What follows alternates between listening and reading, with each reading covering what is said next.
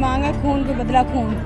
मेरा एक यही छोटा चिराग था जो मुझे बुढ़ापे का सहारा था सर।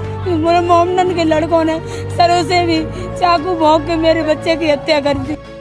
इस वीडियो की शुरुआत में आपने जिस माँ की सिसकियां सुनी, उसका 17 साल का बेटा अब इस दुनिया में नहीं है। बकरीद वाले दिन 17 साल के इस हिंदू लड़के की उसके ही मुस्लिम दोस्तों ने हत्या कर दी। कथित रूप से मुस्लिम युवकों ने मृतक सूर्या से पूछा था कि क्या कभी बकरा हलाल होते हुए देखा है। इस पर जब सूर्या ने कहा था नहीं, तो उन्होंने कहा था कि आओ तुम्हें दिखाते हैं। इस पर सूर्या ने मना किया और वो दोस्तों के साथ जब वापस जाने लगा, इसके बाद आरोपितों ने सूर्या के साथ गाली गलौज शुरू कर दी। इसका विरोध करने पर आरोपी असद और उसके साथियों ने सूर्या के पेट पर लगातार चाकुओं से वार की। इसके बाद जैसे तैसे सूर्या को नोएडा के फोर्टिस अस्पताल ले जाया गया, लेकिन अस्पताल में उसकी मौत हो गई। ऐसे में आखिर पूरा मामला क्या था, कैसे सूर्या की हत्या की गई, आपको सब बताते हैं। लेकिन सबसे पहले पुलिस और हिंदू रक्षा दल खोड़ा के अध्यक्ष सोनू शर्मा का पूरे मामले पर क्या कहना है, आप वो सुनिए।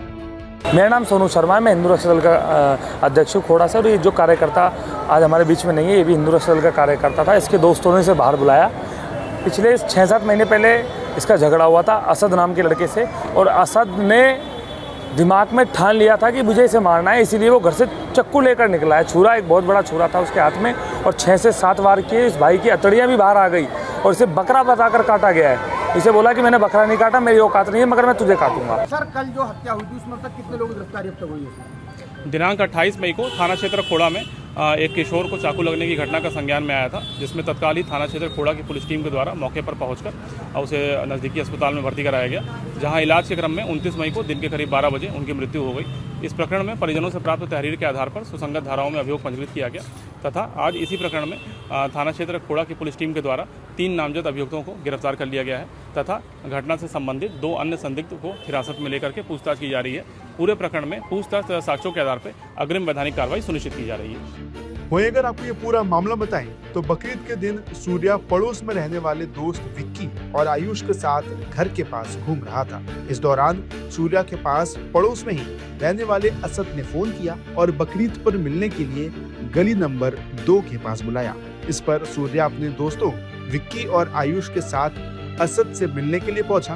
विक्की का कहना है कि असद अपने दोस्तों के साथ केले के गोदाम के पास खड़ा हुआ था। असद ने सूर्या से पूछा कि उसने कभी बकरा हलाल होते हुए देखा है, आओ तुम्हें दिखाते हैं। इस पर सूर्या ने मना किया और वो दोस्तों के साथ वापस जाने लगा। इसके बाद आरोपितों ने सूर्या के साथ गाली गलौज की। इसका विरोध करने पर असद और उसके साथियों ने सूर्या के पेट पर चाकू से वार कर दिया। घटना के वक्त सूर्या के साथ मौजूद उसके दोस्त आयुष ने बताया कि चाकू लगते ही सूर्या ने शोर मचाया और असद को धक्का देकर वो अपने को बचाने के लिए वहां से भाग निकला।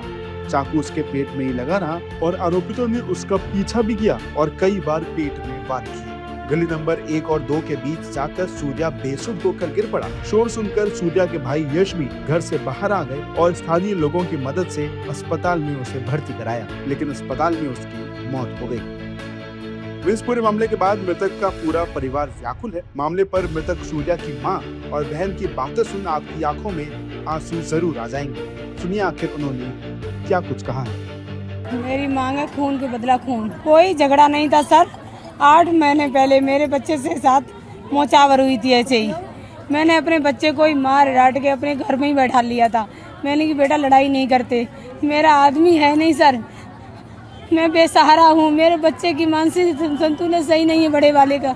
मेरा एक यही छोटा चिराग था जो मुझे बुढ़ापे का सहारा था सर। मेरे मोमडन के लड़कों ने सर उसे भी चाकू भोंक के मेरे बच्चे की हत्या कर दी। मुझे मोदी योगी से बस कुछ नहीं चाहिए, जिसका चाहिए मेरे बच्चे को इंसाफ मिले, खून के बदले खून। मेरे बड़े भाई के फोन आया था कि दीदी ऐसे छोटे भाई के किसी ने चूरा भोंक दिया है, हम फोर्टिस हॉस्पिटल में जा रहे हैं, वहाँ पे आके मिल जल्दी से। तो मैं वहीं से मैं तो यहाँ थी नहीं, मैं तो ससुराल से आई थी। मेरे को तो मेरे भाई का मेरे को फेस तक नहीं देखने को मिला अभी तक।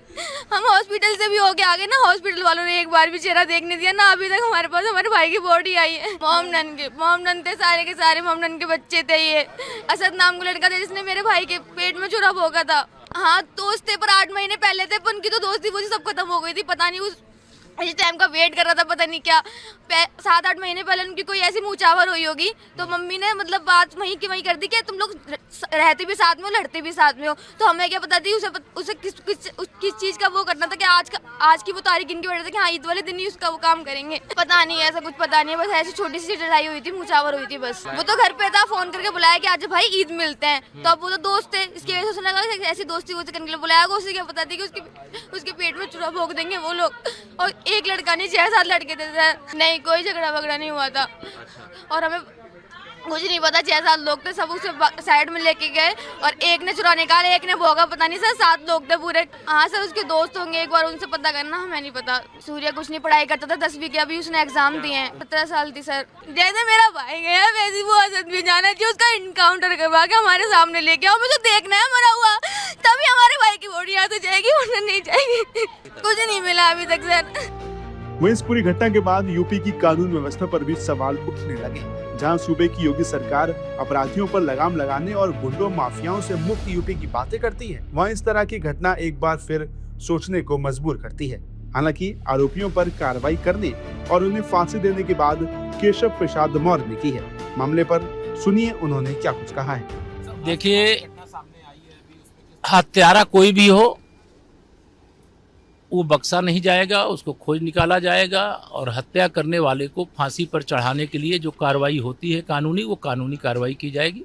सरकार कानून व्यवस्था को लेकर के बहुत गंभीर है और जिन लोगों ने ऐसा अपराध किया उनके खिलाफ कठोर से कठोर कानूनी कार्रवाई की जाएगी। वहीं इसके साथ ही मिली जानकारी के अनुसार पुलिस ने मामले में 3 अपराधियों को अभी तक गिरफ्तार कर लिया है। ऐसे में इस मामले पर योगी सरकार क्या एक्शन लेती है, आगे क्या होता है, ये देखने वाली बात होगी।